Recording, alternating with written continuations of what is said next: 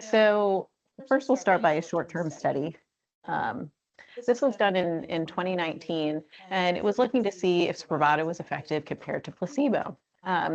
So they compared Spravato plus an antidepressant with placebo plus an antidepressant, and they followed these patients for 28 days. The patients received the treatment twice a week. And then they compared the results by the end of the study. We call this the induction period, the first 4 weeks. And they found that patients who received Spravato had an improvement in their MADRS score compared to those who were receiving placebo.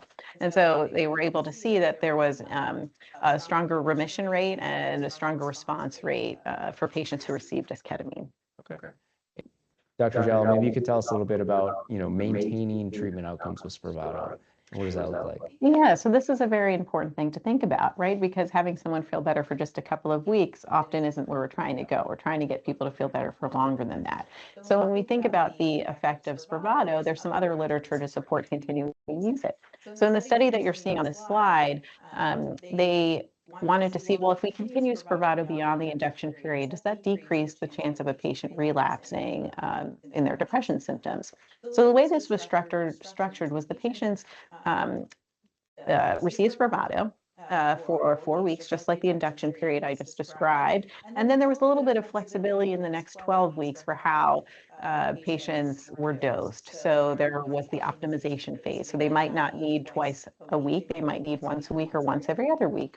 Then at the end of a 16-week period, the patients were then randomized. So we had patients continue on Spravato plus an antidepressant or continue on placebo plus an antidepressant. And they were monitored for several months after that.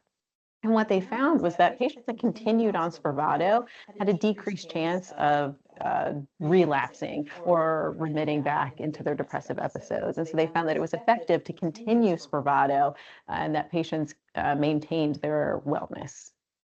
Great. And then how does Spravato perform in the long term? Yeah, so again, like even though we followed these patients in the past study for up to 80 weeks or several months, we want to know, well, beyond that. So in the following trial, for patients that actually responded to Spravato or they went into remission, they continued to follow those patients for a little over 5 years. And what they found was that improvement was sustained for all of that time. And so that's very significant because, again, patients want to feel better, not just for a few weeks, they want to feel better for an extended period of time. And this was an extensive study looking at not 1, 2, 3, 4, but 5 years, yearly increment. Exactly. So a big deal.